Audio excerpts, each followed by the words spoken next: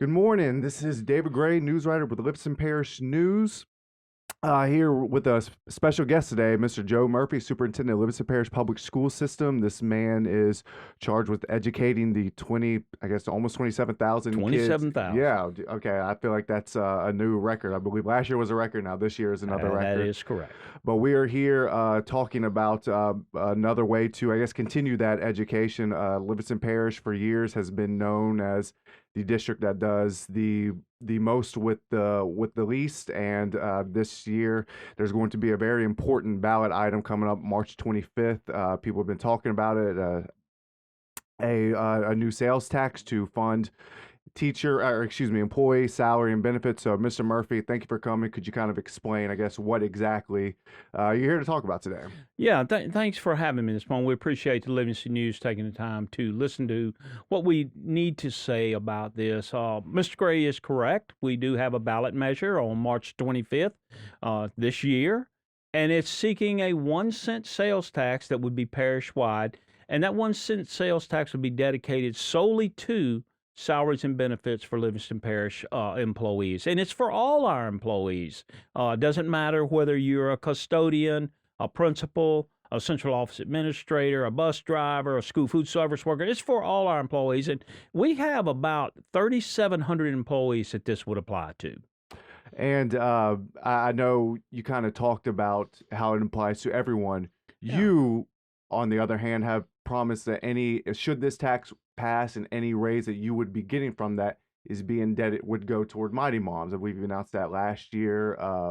Last year you said that was going to be going toward Mighty Moms. And I would like you to, talk about why you did that. Not only for the fact that you're helping children, but that showed that this tax necessarily isn't about giving yourself a raise. It's about the future of this school system. I would agree with that, David. Anything that I would derive from this personally, yes, would absolutely pale in comparison what it has the potential to do, not just for our employees, but for our community and for our schools and the continuance of excellence in education that our communities have come to expect from us. We're at a crossroads in this parish. You know, currently, Livingston Parish have the 6 districts around us, and those 6 districts are Central and Zachary and EBR and Tangipahoa and Ascension. We ranked last in employee pay in right now in that comparison. We are seeing an out-migration of our employees. And it's not just one classification of employees. It's all employees, including our teachers. And what we're seeing is we're losing our experienced teachers. For example, David, this year we hired 220 brand new teachers in our parish. We have never hired that many new teachers, and it's because we have those vacancies. 220 or 21. What was it a couple years ago? I believe you mentioned it earlier. In 19, I believe it was 160. Yes. And, there was a time, when we would go to our job fairs and we would have 10 openings and 400 applicants. But education across the state has changed, and the education professions changed, where we don't have those applicants anymore. Our universities are not turning out education majors anymore. Southeastern Louisiana University, which has an excellent education program, we would go and we'd probably, in the past, we may interview 150 people. Mm-hmm. We go now and we interview 30. Yeah. And what's upsetting for us is it's not just those new teachers. Because of our salary deficiencies, our 10 and 15-year teachers are making migrations and making good financial decisions for their families to go to Tangipahoa, to go to EBR, to go to Central, to go to Zachary because of the salary structure there. And we just felt like now is the time that we need to address this. I believe I mentioned earlier when we were just talking, we had to hire 88 brand new 0-year paraprofessionals this year for our schools. Mm-hmm. It's been very well documented through a lot of different means. We have 14 open bus routes right now in our parish. 14 that we cannot find drivers for. If we don't do something, the quality of education is going to slide in our parish because we don't have the quality that we once had in our employees in our schools. It's just we're at a crossroads.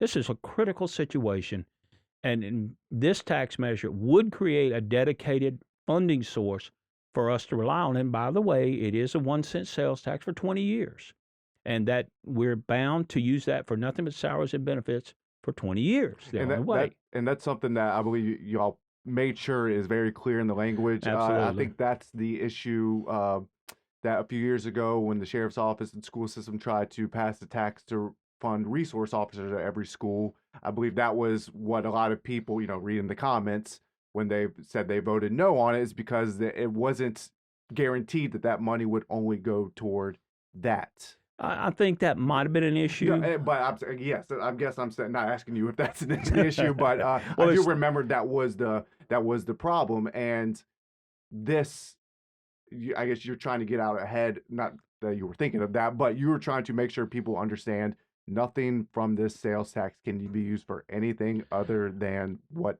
y'all are correct. saying. And David, I think one of the most difficult conversations we have to have is the public understanding how our funding works, Hmm. where it's dedicated to, and what we can use it for and what we can't use it for. In this case, this 1 cent can only be used for salaries and benefits. It cannot be used to build a new baseball field or to build a new gym. The only way that could happen is if it went back to the public and it was voted that way. So this proposition in this sales tax binds us to salaries and benefits for 20 years. Some people, there's some board members or this members of the EFID Hmm. board.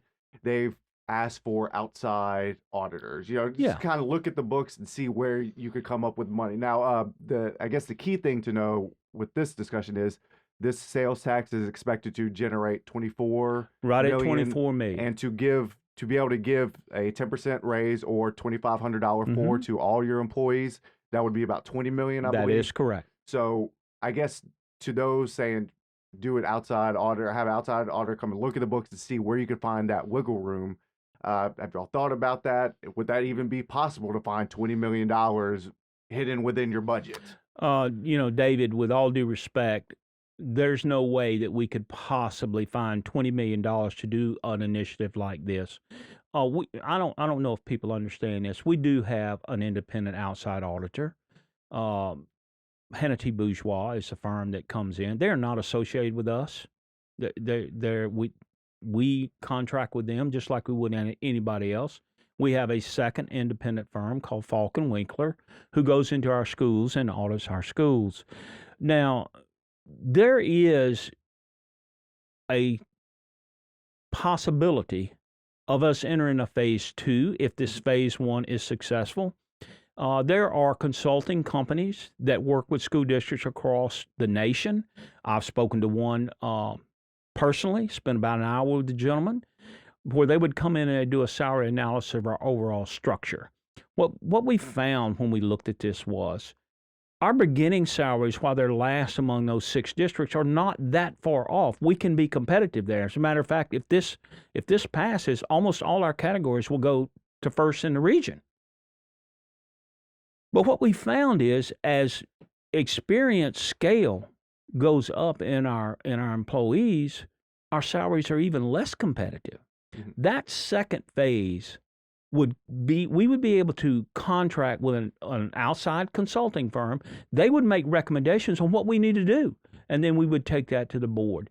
And by having this first phase in place, that gives us a dedicated funding source to look in the second phase to see if we can make further adjustments. So I guess is that more the reason to not do it initially, just because, like you said, there's not really the funds are already. That's correct. If we don't have this funding source, okay, I can contract with a firm to come in and say, oh, well, you need to do this, or you just need to do this.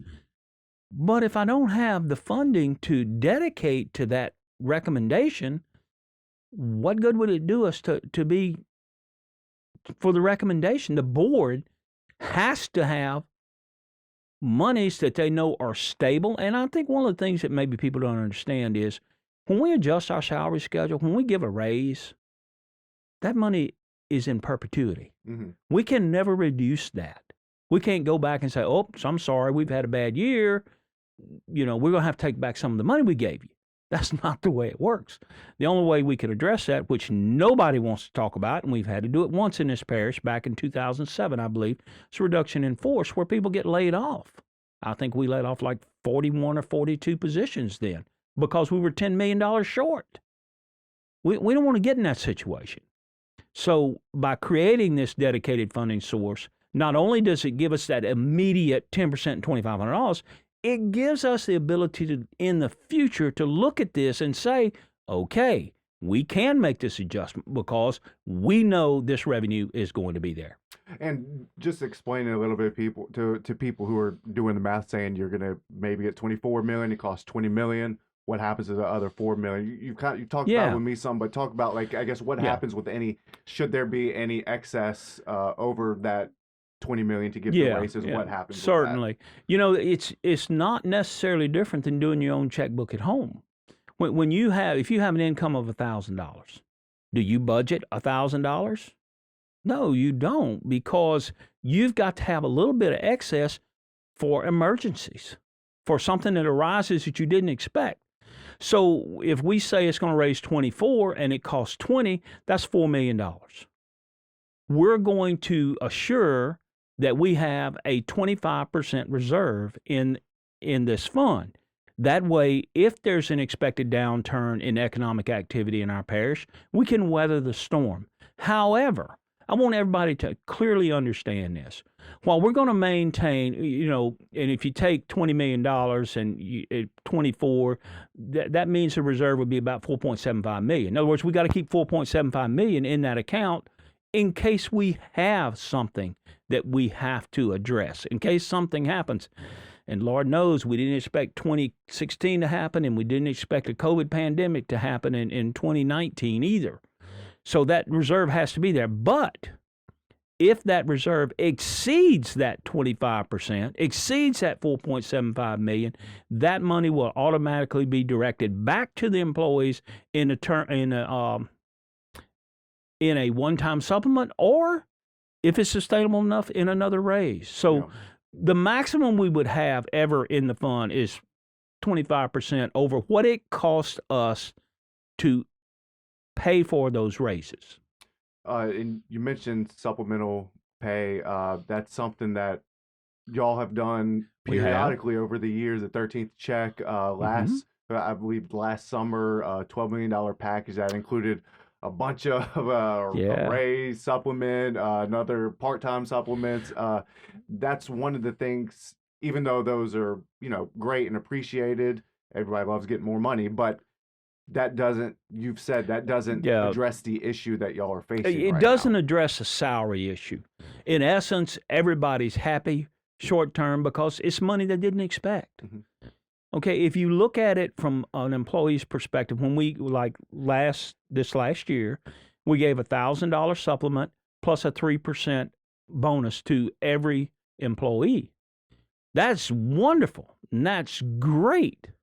That's unexpected money that we got from sales tax. I'll be honest about it. That's where it came from. We had excess sales tax. We did some good budgeting, and we were able to give that, and we're thrilled about that. But if you look at it from a consumer's perspective, that's unexpected money. Do you understand when you look at it from a system perspective, it's also unexpected money? And if you cannot rely on that money annually, and then you put it in a permanent salary structure, then you have bound yourself and you're unsure whether or not you can actually meet what you need to do that. Yeah. It's very unsettling to know that, and I'm going to make this reference. Under a former governor, not going to call names, was notorious for going in and taking this one-time money and moving it from one account to another and this account to another to cover shortfalls. We don't want to do that. We want to create this dedicated funding source so that we know that we can meet what we say we're going to meet. Yeah, and that's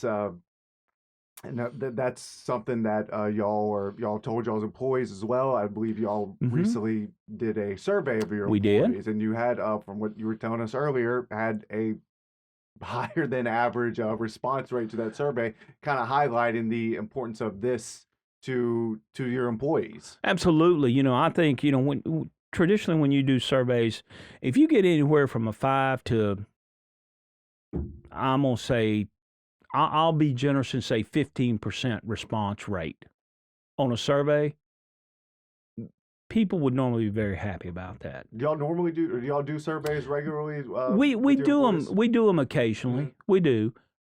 This particular survey we released on Wednesday, January the 11th, and we deactivated it on Friday, January 13th. We have about 3,700 employees. We got 2,166 responses, which is 60% return rate on a survey, which you just don't see. Yeah. Yeah, that just doesn't happen. I am very thankful and grateful for those who work so hard to get our message out on this survey, and I'm very thankful to our employees who return this survey. Very, very thankful. And if you want some general details off the survey, I can certainly give them to you. Yeah. And so now looking ahead, the election is March 25th. Yeah, You have, I mean, you have kind of an uphill battle ahead, like with absolutely. this. And a lot of people mention that Livingston Parish already one of the highest Yeah. tax parishes in the state, and that's kind of what you're having to face with this. So I guess what would you say to those people Well, who, I mean, I guess you can't disagree with them no, necessarily, no, but I don't disagree with them. But I've heard Livingston Parish has the highest sales tax rate in the state. No, no, we're actually eighth. mhm, We're actually eighth in the state. I don't know if people understand that you pay differing local tax rate depending on where you live in the parish. I will use the example of the highest tax rate in our parish, and it's Juban Crossing. It's at 10.95%.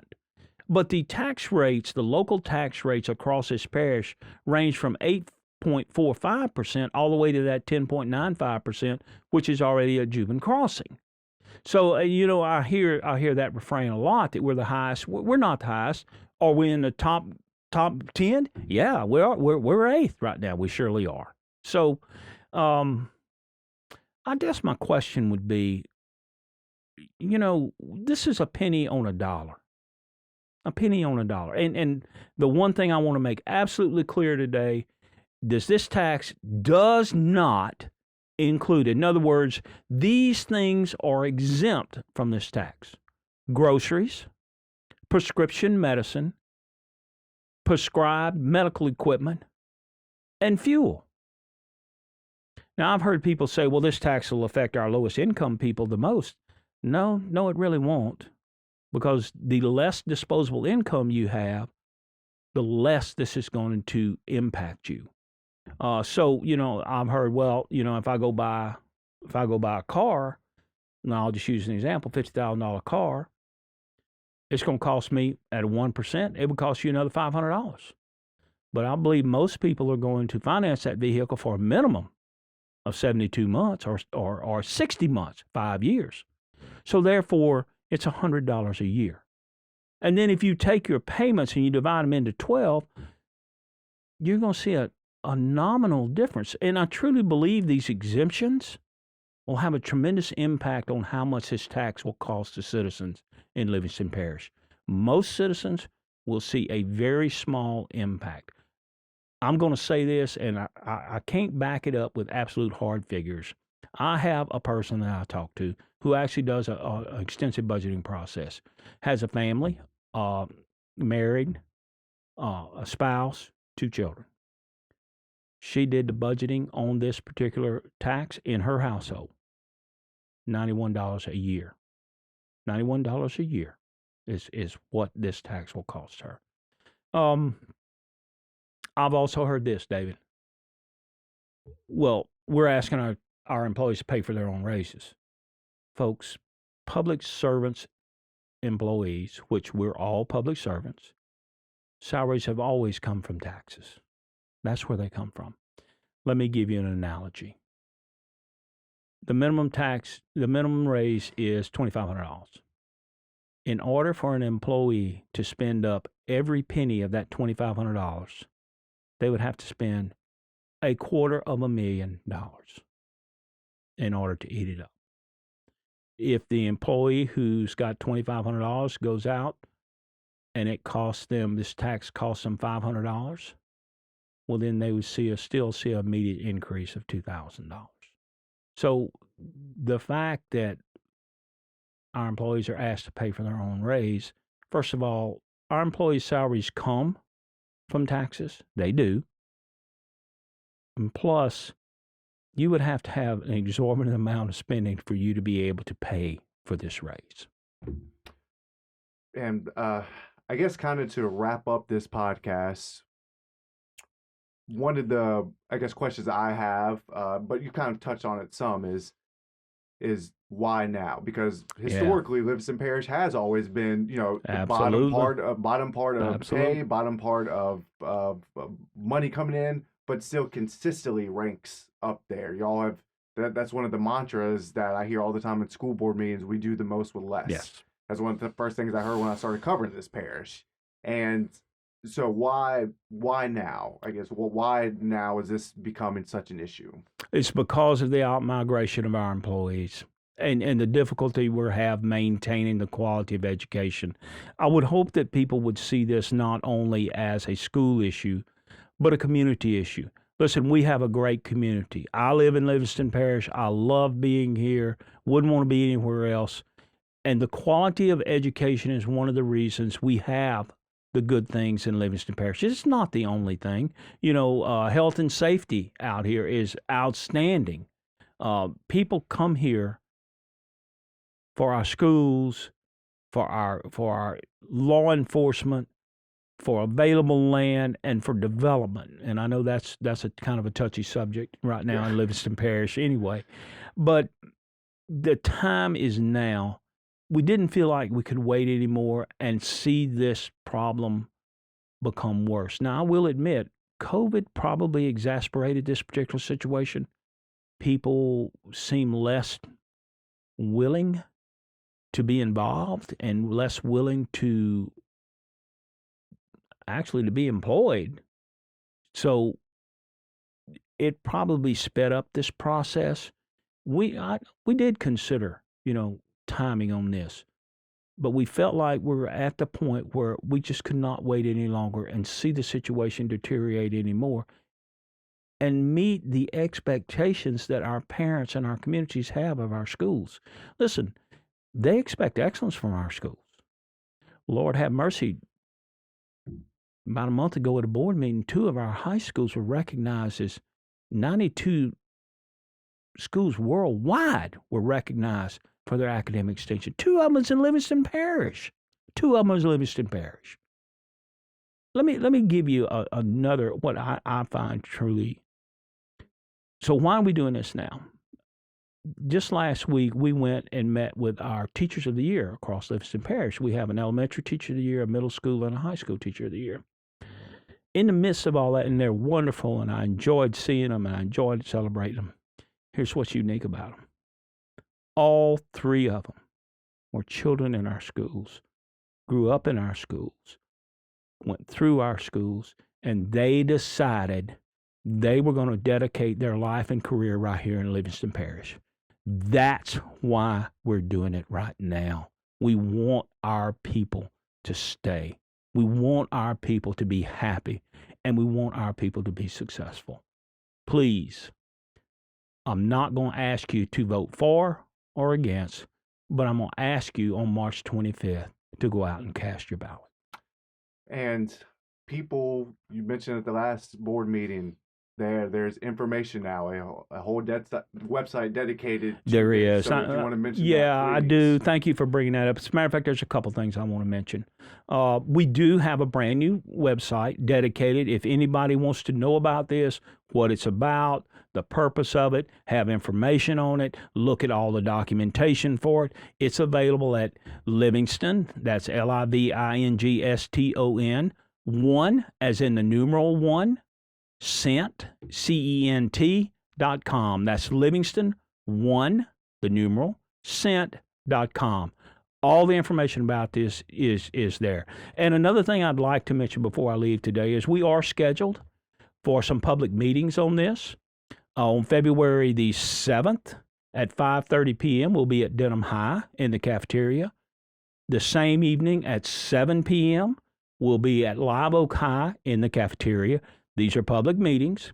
And then on February 13th, we'll be at Albany High School in the cafeteria. And then later that evening at 7 p.m., we'll be at Springfield High's library. These are public meetings.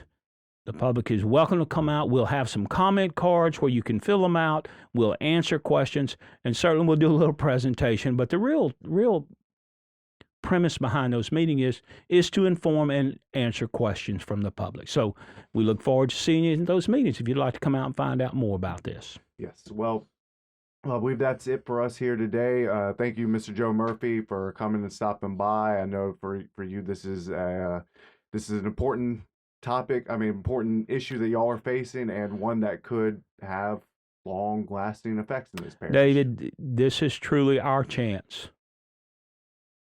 as employees and as citizens in Livingston Parish to make a transformational change in our parish and ensure the future of education right here in Livingston Parish, and more than anything, ensure the quality of education that every child receives in every school in Livingston Parish. Thank you so much for your time today, David. Yep, and thank you all very much for listening. Once again, this is David Gray, news writer with Livingston Parish News.